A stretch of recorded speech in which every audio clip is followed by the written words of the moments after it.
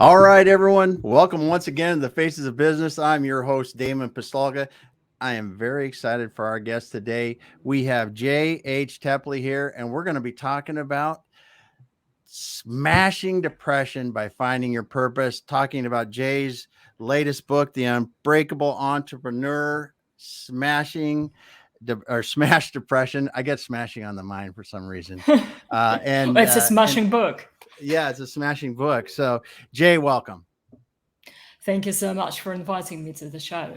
Yeah, I double want to say thank you for coming here because it's late in the UK right now. We're at 11 p.m. plus, and I want to That's just right. say thanks for coming here late at night and being here with us today.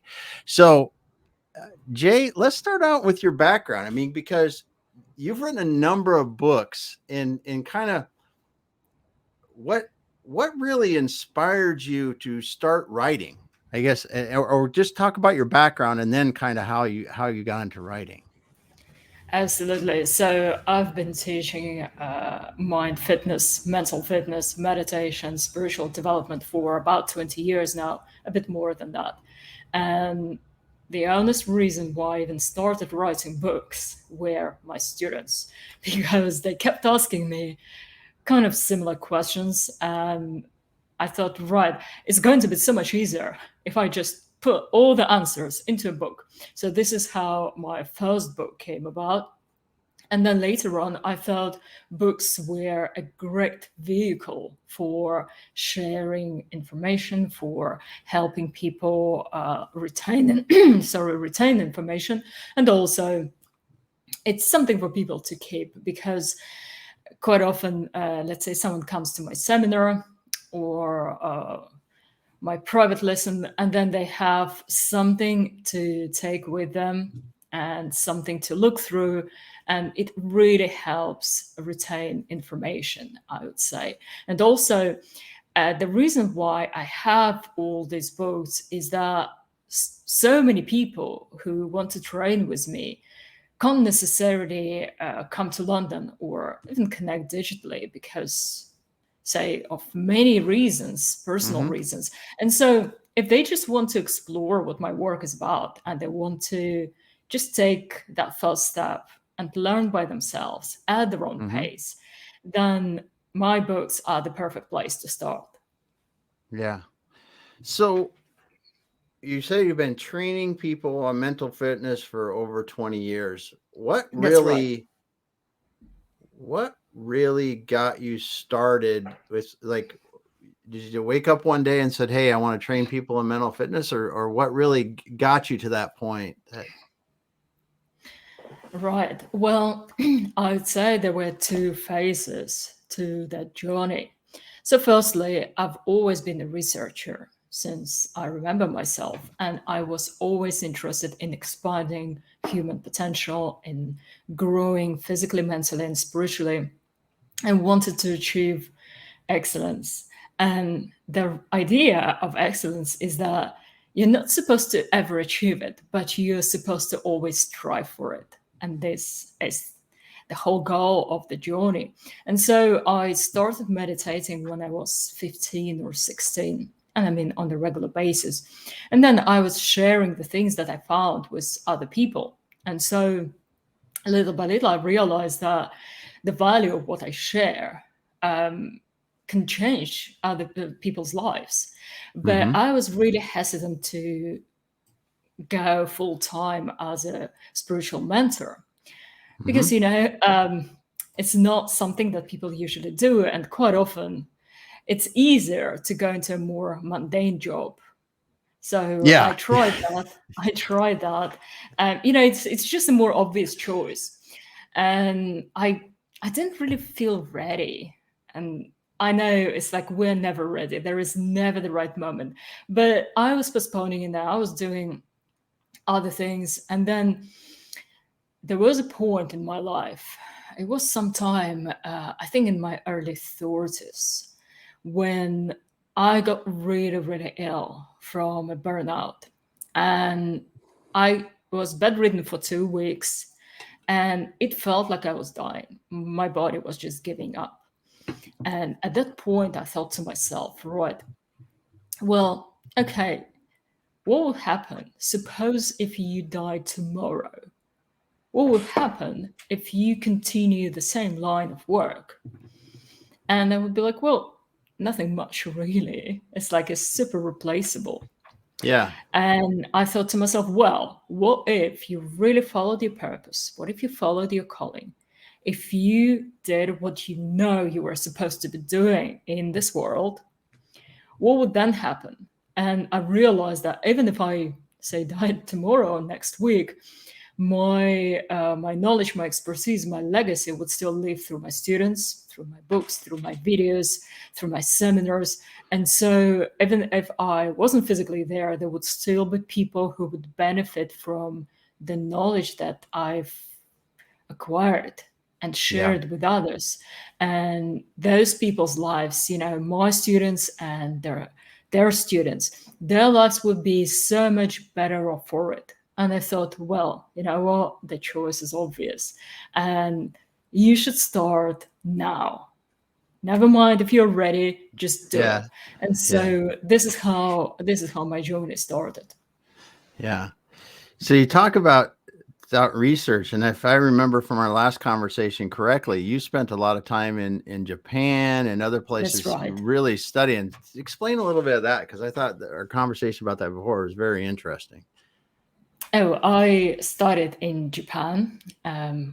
So as a much younger person, I lived there, and I lived in Kyoto, I lived in Tokyo, I lived in Osaka, I lived in Nagoya. So I lived in all major Japanese cities, and it was an incredible experience. I still speak fluent Japanese, and Mm-hmm. I can read and write Japanese as well. Actually, one of my books Wow. starts in Tokyo. It's the one called the Lightwitch Chronicles. I have it with me here. There we Yeah. go. Yeah. The Light Watch So, Chronicles. Yeah. so this book starts in Tokyo, and this, by the way, this is the only fantasy book that I've written. Everything else that I write are just textbooks, and I Yeah. prefer to write to the point, in bullet points, nice and clear, no fluff, just action steps. And so Yeah. this is a more natural way of writing for me. But I've realized that sometimes for certain people, it's a lot easier to make that first step towards self development through being told a story, because we human beings are naturally wired for stories, and stories are a lot easier to remember as well, and a lot more relatable.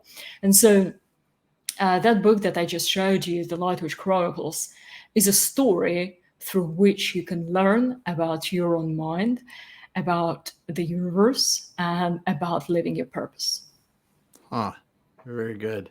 Because I think you're right. And I look at there are some, I shouldn't say other, I should say some other people that I know that are storytellers, right? When you think about, it doesn't matter, Steve Jobs at Apple, or you look at Absolutely. an inspirational speaker, because those people come to mind. That there's a story, and I was just looking at I don't remember the person's first name, O'Leary, but I was reading their story, and he was burned almost 100% when a young child, and now he's a inspirational speaker, right?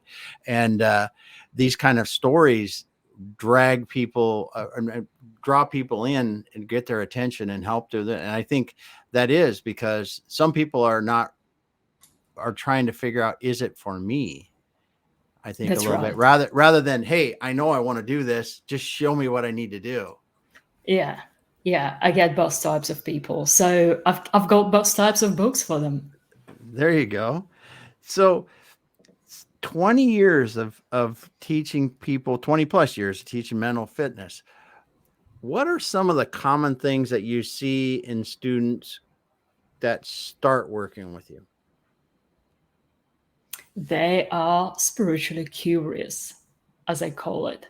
So they are people who are above average. And this is why I work with business owners, I work with CEOs, I work with people who have already put themselves above the majority, not in a bad way, but Mm-hmm. in a way that they've worked their way up. and they wanted to achieve more. They strived for more. They had this thirst to be someone better, greater. And to be honest, mental fitness and spiritual development is for people who want to be a greater version of themselves. Because at the end of the day, we all want to be whole and we want to be complete and we want to feel good enough deep down. And I know there are lots of techniques that mask that insecurity, that stifle that anxiety, and make you appear as though you are super confident. And it's especially prominent with business people and business owners. It's super common. So they've all learned those techniques, like fake confidence techniques, where it they made them feel good about themselves on a certain level, because as they go out, as they present, as they have a sales meeting, they appear confident. They appear on top of the world. But really, in the heart, somewhere buried really deeply within, there is that nagging insecurity. There is that feeling of not being quite enough, the imposter syndrome, so to speak. And the reason for that is because we as human beings, and we really need to face that. So it doesn't matter whether you listening us believe in spiritual area of development or you don't, but what we need to understand is that we live in a quantum universe. And as Edison Tesla said, if you want to understand, the language of the universe is energy. So think of energy and vibration. We are energy on some level. And so we are not just the physical part of us. We are also the spiritual, the subtle part, the part that throughout the centuries was described as divine. So whichever way you want to look at it, it's there. And not believing in it is not going to help, because if someone thinks of themselves as just their body, what happens is they will be limited at some point, because the capability of the body is limited. And that nagging feeling of, I want to be more, I know I can, I know I should, I must, that is what actually drives people to depression. Because ultimately, depression is, well, obviously, there are many different reasons for it, but especially with entrepreneurs, I've seen a lot of depression caused by insufficient personal growth. And what I'm saying is absolutely true. The reason why I'm saying is because it's 100% true, not because I'm just trying to encourage people to go and just delve into spiritual development straight away.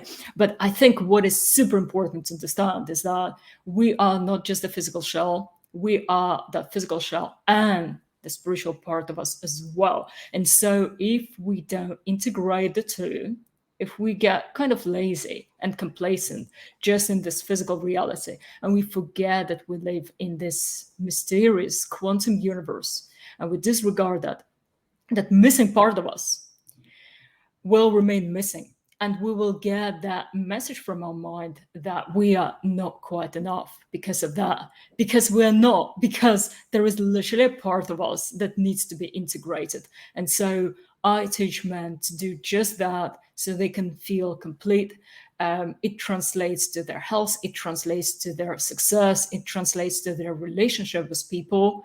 Because once you have this wholeness and peace about you, people just naturally recognize you as a leader. So you don't need to establish your authority. People can sense it. Wow. That's very enlightening, first of all, because you talk about the other quantum universe, the part of the divine, as it used to be called. And do you think that people are becoming more aware of that in recent years? Absolutely, yes. And I notice it all around. You see, it's the changing tide, because every era that humanity lives through, has its flavor, so to speak. Pretty much everyone is aware of seasons. Like we have Mm-hmm. 4 seasons, sometimes 2 seasons, depends where you are. Yeah. So in the UK, we have 4-ish seasons, if we are lucky. Yeah. And people understand that. And it's natural. You wear different things in summer than you do Mm-hmm. in winter. And it's super logical. But what most people don't realize is that our planet, the universe, is also subject to the same laws. And it also has its seasons, except they last for a lot longer than the human seasons. So people kind of lose track of those. But there are eras in the evolution of humanity, and we are just living through the change of these eras. And this is why you can notice that over the past 20 years, the world has changed quicker than it has done in a few previous Oh yeah. centuries. Yeah. And suddenly, not just the technology, not just the travel and communication, but the entire mindset and the entire paradigm of reality Mm-hmm. is going through a huge shift. So things that were unthinkable a few decades ago are now the norm. And we have, say, cryptocurrency and digital money, which Yeah. again are the sign of the new era, which something that people couldn't even, I think, fathom in the previous decades or previous centuries. And so, because of that, we have a lot more freedom, but at the same time, a lot more insecurity because Mm-hmm. the previous uh, modus operandi, the basis, the foundation of how we function, of how we act, of how we see reality, they stop working. Like, even look in business, how the old way of doing business is dying out. And you can't just be sitting in your shop and have a fax machine and be content with that, like Yeah. many It's people not going to used to work be. anymore. Yeah. Exactly. And so you have to have social media presence, which for most people comes as a challenge. And again, it's a completely new requirement that has never been there. And people now have to adjust.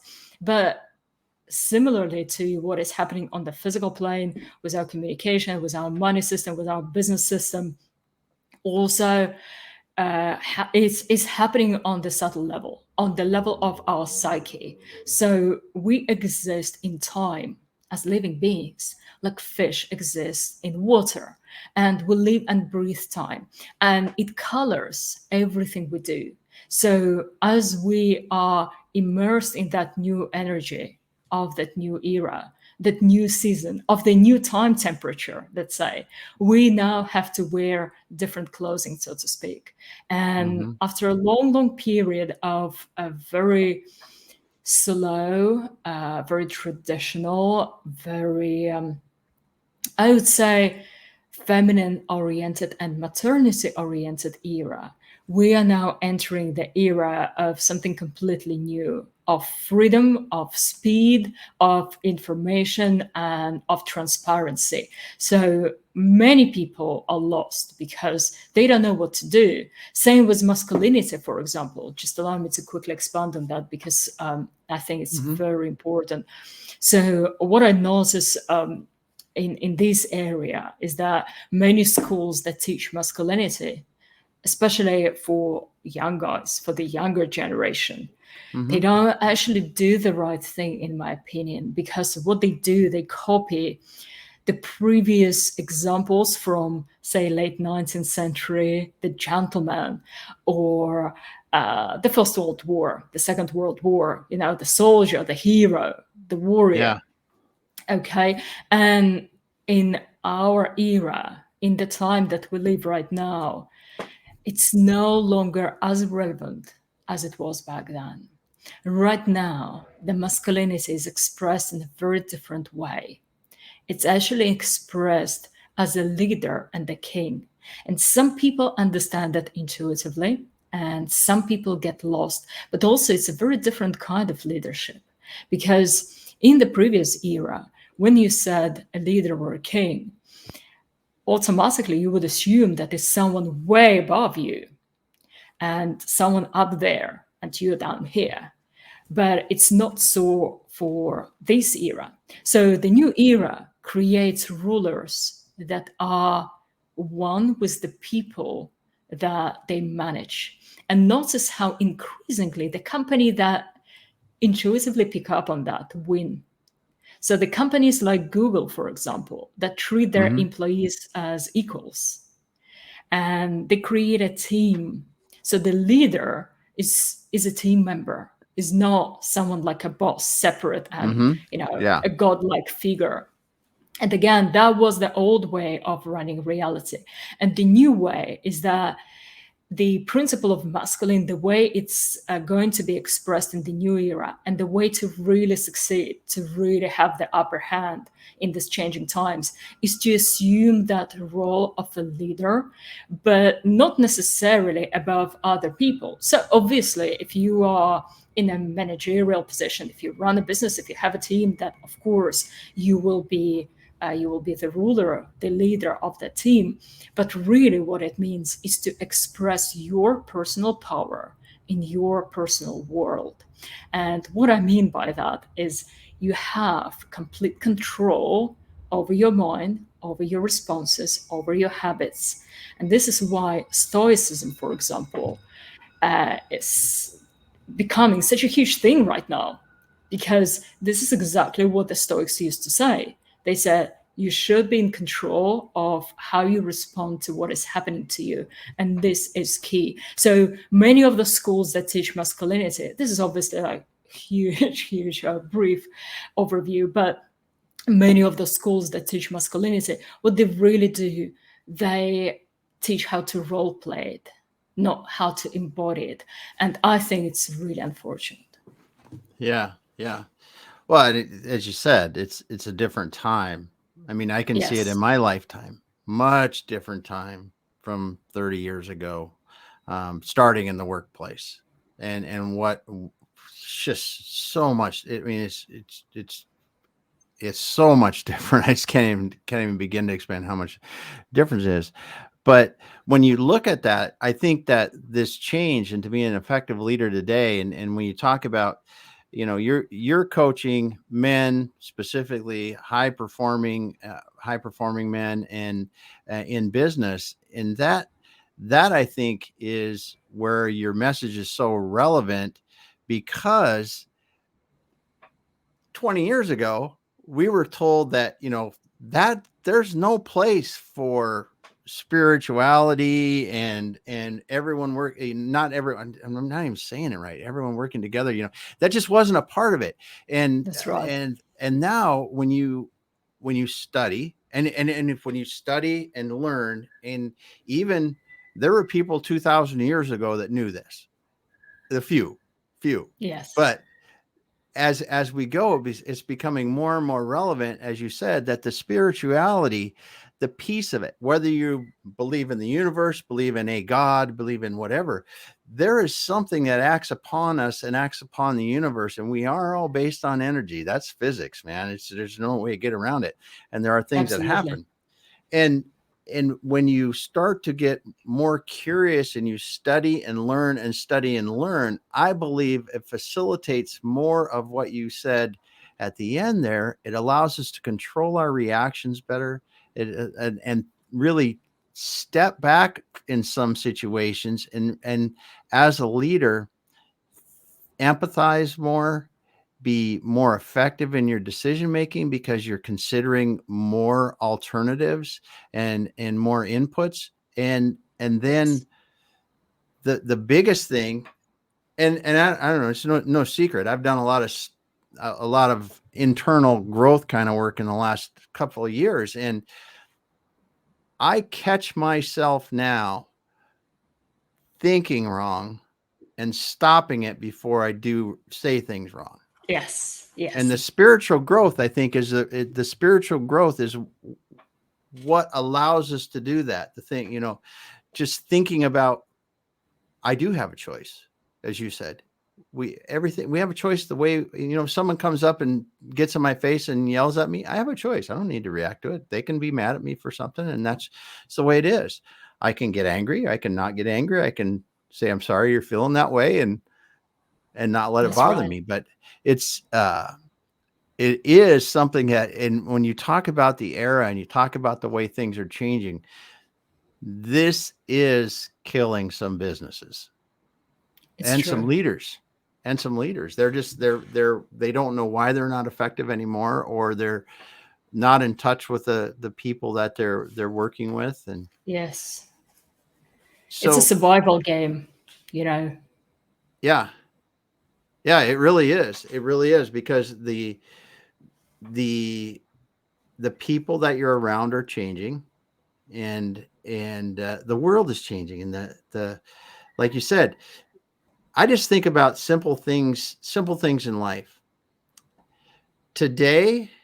If something happens in the Ukraine, like there is now, the thing is happening in Ukraine, Yeah. 40 years ago, we would have had to read a newspaper to see it. Maybe 50 years ago, right?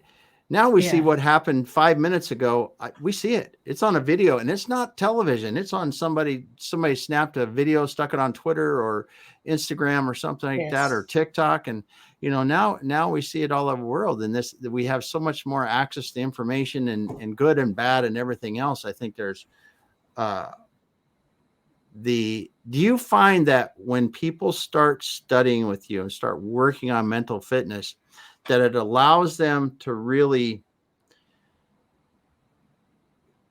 not get so bombarded and torn and just mentally fatigued by that deluge of information that we're surrounded by every day? Oh, massively, massively. That's one of the reasons and one of the objectives for the training, because you see, spiritual development, it's not just a fancy add-on as many people perceive it. I spoke to people who said, oh, I don't want to work on myself now because I'm busy working on my business. And I was like, dude, you're doing it wrong. Yeah. Your business is an extension of you. If you don't work on yourself, your business will suffer, your team will suffer. Yes. And so for me, uh, one of the privileges, I would say, because I feel really honored and privileged to serve those people and to show them that there is a better way, is that I can take them from that point A where they feel overwhelmed, where they feel really tired. And you know how many business owners and many entrepreneurs, many CEOs are really, really tired, not just physically, obviously. The burnout is there for people who work a bit too much, but there is also the spiritual burnout. It's pushing and pushing and pushing, where, as you just said, the tide of the time is changing. And so they feel stuck thinking, well, I'm doing everything I've been doing all my life, or, a few decades up until now, and it worked, and now it just doesn't. And I can't understand why. I can't understand what's wrong with me. And that brings a lot of pressure and a lot of stress and a lot of frustration. So, to help those people get clarity and the understanding of what's going on, what they need to do step by step, and then lead them through that process. It's actually a really simple process. It does require work, like everything real. It's not some magic pill and you meditate like a Buddhist Yeah. monk in 10 minutes. No, it requires work, mental fitness and physical fitness. You have to work for it, but the results are so worth it, because you literally become a different person at the end of it. You become a lot calmer, a lot more powerful as a leader. So you will acquire that natural, powerful presence. But at the same time, you will get a very unique insight into your own nature and the nature of other people, which means that you can foresee things in a way, and you can avoid conflicts, you can avoid unpleasant situations before they happen, because you will have a really far reaching insight into the nature of reality and the nature of how people interact. And that will allow you to, for example, get the best possible people for your team, because many people have no idea. They just hire someone who sounds Yeah. nice, and sometimes it can backfire really badly. But if you can have a really deep insight into the nature of that other person you're talking to, then you would know the exact role he or she is suited for. And so a lot less stress, expenses, training time. So you see, your whole business, your whole life becomes a lot smoother. Same for your partners, for example. If you think, oh, I would like to get together with that person, you just know whether it's the right decision. So again, a lot Mm-hmm. more comfort. And it brings us back to that point we spoke about earlier about expressing your true masculine core, because it allows you to be in control, not like a control freak, but in a positive, in Mm-hmm. a evolutionary supportive way, where you can really feel that you have this gift, you have this power, you radiate it into your world, and you feel complete, you feel at peace, and you just feel safe in a really weird way, because the universe still moves around you, things Mm-hmm. still happen around you, but at the same time, you have a very interesting, serene self assurance. And that unique quality not only pervades your own life, but it actually travels. It's like contagious in a positive way. It's like a Hmm. positive contagion where, when you are in that place of um, serenity, of peace, and of being really confident from the deep level, what is called enlightened confidence, then suddenly all other people around you get that quality as well. It just transfers to them. And so, even if there is a lot of chaos around, Mm-hmm. you will win. And there is a very interesting story that I can tell with regards to that. It was one of my students. So it was many years ago. And that student, he ran a film company. So they Mm-hmm. created movies. And one of the most stressful jobs in the world, I promise you, because in that industry, there is something that always goes wrong for one Yeah. reason or another. People are always late, things are always breaking. Whatever needs to be delivered never gets delivered on time, or at least not all the time. So that requires a superhero mental strength, I would say. And Mm-hmm. so they were filming, and that was on a Sunday, and one of the main cameras broke. And on a Sunday in the UK, everything is dead pretty much. Like, you could be just as well in the middle of nowhere. Good luck Mm-hmm. finding anything. Everything is closed. And so he was panicking because they had to finish the shoot and the camera was not working. And he tried to call the service centers, and obviously they were closed. And then he remembered what he learned from me, that treat every moment just as it is and act as though you were ready for it. And as soon as he remembered that line, some strange miracle happened in his mind. Suddenly, something just clicked, and he thought to himself, right, what would I do? How would I handle this if I was prepared for it? And suddenly he came up with an idea. He suddenly realized that he knew someone who could help. And he managed to get in touch with that person, and they actually had a spare camera and brought it to him. And so they finished the filming on time. But he said to me later, if not that mindset, he would have completely panicked. Everyone would be Mm-hmm. panicking.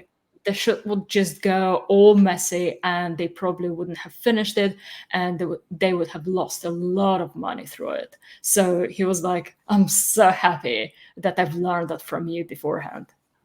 Yeah, that's a great example because you're right. If you prepare mentally for things, and I think even for me, because hey, I'll be honest.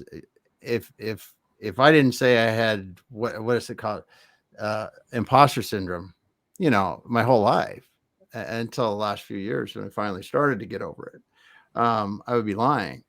And when you're able to sit there and not only prepare, because you can prepare mentally and even think through situations because you're a lot calmer at that point.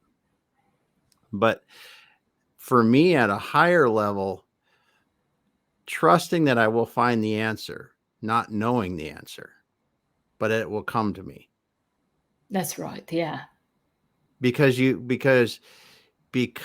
part of something much larger, and there's part of our brain that's it's matter and it works and all that kind of stuff, but there's this other part of our brain that makes us who we are, that makes us special in our own way, whatever you want to talk about it. And I think that part is connected to the bigger universe, that if you really get to the point to where you are more calm and more trusting in that, solutions will come to you that never would have came to you before. That's When you true. do Yeah. this work. So that's awesome. That's a great example of that. And I'm glad you shared that with us. So let's talk about your book a little bit, because you got the last one, the Unbreakable Entrepreneur. Why specifically did you write this book? Well, it's because I've realized that a lot of young men in business, this is specifically for business owners, although many other people would undoubtedly get great value from Mm-hmm. this book. I've realized that, especially for men in our society, and especially for entrepreneurs that have a really hard life compared to someone who works 9 to 5 and who Yeah. has a lot. Well, obviously, every job has its stresses, but at the same time, an entrepreneur has a lot more responsibility this way, and their stress load is a lot heavier, I would say. And because of that, many of them I've noticed, because I'm surrounded by people in the circle, and I've noticed that many of them are really struggling internally, are really Mm-hmm. suffering, and they don't have anyone to talk to, because even though the paradigm is slowly changing right now, still traditionally for men, don't like don't be Yeah. Yeah. don't be a You don't talk. weakling. You don't Yeah, don't talk be a about weakling. you don't Get talk your about the fact. get your stuff together, and Yeah. it's Yeah. yeah, don't. It's like that quote of from Star Wars: "Don't let your personal feelings get in the way." Yeah. So for many men in this community, when they were really stuck, and I've noticed that every time they try to find help of some kind, there obviously are people who say that they help with that, but really, I don't think they're doing quite what this tribe needs. And I will explain, because from what I've researched and what I've noticed, many of those tools and techniques that are being used in psychotherapy and group coaching are really designed for the majority, are really designed for the people who follow the lead rather than for those who lead.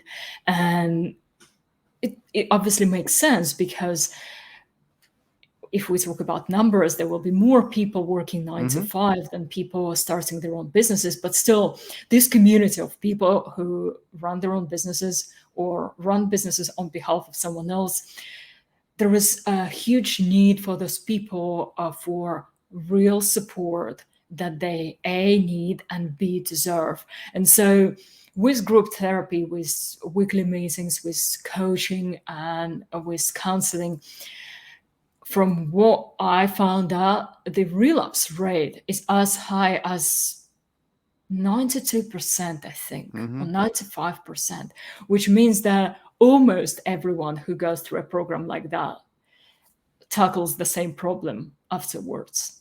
And I thought it was just not right. And I thought this tribe deserved a much better tailored support that would be right just for them, created by someone who is an insider, who is one of them, So not just some therapists who just studied psychotherapy as a general Mm-hmm. concept, but someone who's been on the same journey, who has seen the same things, and who knows what it feels like to be on that path. And especially for men, I think there is a lot of wearing in terms of psychotherapy, in terms of self-development, in the way that would be more suitable, in my opinion, for the female mind than for the masculine mind. And many of the techniques that I see you guys sharing, just repeating after some guru, I go, just, guys, this is not right for you. This is actually bringing you down. So this is another reason why I wrote this book, because when guys who feel overwhelmed, who feel that they are, say, losing the game, they don't get the right kind of support that they need. And the second reason is that when they do try and go into some spiritual realms, into self-development, into mindfulness, they are bombarded with those, well, I would say gurus. They're really, many of them are just established marketers. I'm sorry to say Mm-hmm. that. They're not Mm-hmm. spiritual teachers. They're really, really good marketing in marketing, but their spiritual content is not what it really should be, or not what it Yeah. could have been. And Yeah. so, because people on that level pay a lot of attention to prestige. So they wouldn't go to someone who, let's say, has a smaller practice. They want to go to someone like Tony Robbins, so they can boast saying, "Oh yeah, I've been to a Tony Robbins seminar, or I booked private coaching from him." And the thing is, I really don't want to sound like I'm criticizing other people's work, but I need to highlight something here, because it's really important that someone talks about it, because many of those people who are admired right now, and who, as I said, are really good marketers, and they have a Mm-hmm. huge team working for them, they haven't really been trained properly themselves. So usually they started off as someone else, let's say a sales coach or a public speaker, and then later on they discovered spirituality for themselves, and they went to train to someone who copied it from someone else, who copied it from someone else, Mm-hmm. and not necessarily the right way. Because what happens is that many people, as they copy, they try to spice it up, and they try to invent something that sometimes doesn't belong there. And if they don't understand the system, what happens is it becomes Chinese whispers, really. Mm-hmm. And not just that, but the tradition that they lean on very heavily is that Eastern tradition from India. And there is nothing wrong with it. It's a really powerful tradition, but it was designed for a very different mindset, very Mm-hmm. different perception of reality, in a different country, in a different era. And as it's been assimilated into the Western world without much adjustment, it's actually not serving us as much as it could. And as I said, the way that the Eastern mind does things is very close and very supportive to the feminine mind. And it's great. So people who are naturally aligned with that polarity win. But for men, especially for young men, and especially for men in this new era, this is not the right way, because it brings them down, because it pulls them further away from their masculine core. And the problem with that is that whenever that happens, whenever you are being pulled away from your truth, you Mm-hmm. become weaker as a person, Yeah. and you become more miserable, and you become, unfortunately, more open to manipulation. And so it means that you are way more likely to absorb other people's goals, wishes, desires subconsciously without realizing. That's the Mm-hmm. trap, because Yeah. you don't do it like, oh yeah, I'm just going to compromise myself, and I'm going to live someone else's life and follow someone else's dreams. No, You don't realize that this is happening. And the reason why this is happening is because you're not rooted in your truth. So, this is why it's so important that people train in the way that is aligned with who they are, that is congruent with their truth, and that brings them to that truth in the quickest and the most effective way. So, this is why this book exists. That was awesome, because I think you summed up a lot of things. A lot of things is really good, Thank because you. This is the book in question, by the way. yeah, I've got it here too. I've got it on the Kindle. I can't get it right onto the screen, but it's in the comments. I'll make sure it is. The listing is too on Audible and other places. The I mean Kindle, and I got it on the Kindle version, but you said a couple things here that were most of the gurus are really, really good marketers, but they may not be rooted in sound fundamentals. That's my paraphrasing of it. I agree with it 100%. And I think back to the people that they are very good at the marketing. They are very Oh, good at the yes. marketing, and that is one of the other things that you mentioned too. Is that about the Indian um, Heritage. heritage. There you go. Right word for it. It was developed in a different country in a different time, and in a completely different set of circumstances. And I think that's really relevant in people that are looking for any kind of help. Is where is the help coming from, and how does it really relate to me in my life today and what I'm trying to do. And and then the last thing you said there too is uh, really finding that help that's aligned with who they are, and not trying to make you necessarily change into something that's 180 degrees from where you're at, but really taking Yes, and building upon your strengths and moving with who you are to be in a better who you are, rather than making me a new person, making me a absolutely. better who I am. And Absolutely. that's awesome. Well, Jay, it's been awesome to have you. It's just been incredible talking to you, and we're going to have you come back again too. I think, because I would I really would like love to to. get into some more details of the book, because this is, if I wanted to say, the book, it's J.H. Tepley we're talking to today. The book is The Unbreakable Entrepreneur. So get onto Amazon, get it. You've got 8, 9. There you go. You got the cover up. I'll have the the actual physical copy next time. But because this is something that business owners, I mean, they struggle with this. There's business owners out here around us every single day. This kind of thing, that de- anxiety, stress, all this stuff builds, and we try just to power through it. We try to do that, and that's not healthy for everybody. And honestly, a lot of business owners, as as when I grew up, even, it was well known that you were probably going to be divorced, you were going to have you were going to be overweight, you were going to probably have a heart attack. You just go down the list, right? You were supposed to do this. That's not necessarily the case. If you really work on the things that you're talking about in your book, and and uh, Absolutely. and just work on yourself, because it can come from the inside out if you do it right. I just thank you so much for being here today, Jay. So true.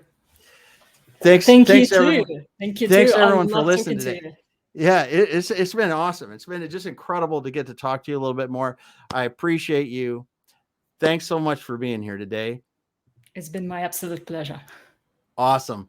Everyone else that's been listening today, the comments from Hayat and Chris and others that are listening and didn't comment, thanks so much for listening. Go back if you listen to this late. Get it onto the replay. You can see it again on my LinkedIn profile, on my Twitter profile, on our Facebook. It'll be out on YouTube next week. But go check out J.H. Tepley's book, The Unbreakable Entrepreneur. We're talking about smashing depression for all you entrepreneurs out there. Get back and take this listen. We'll be back again next week. Thanks so much, everyone.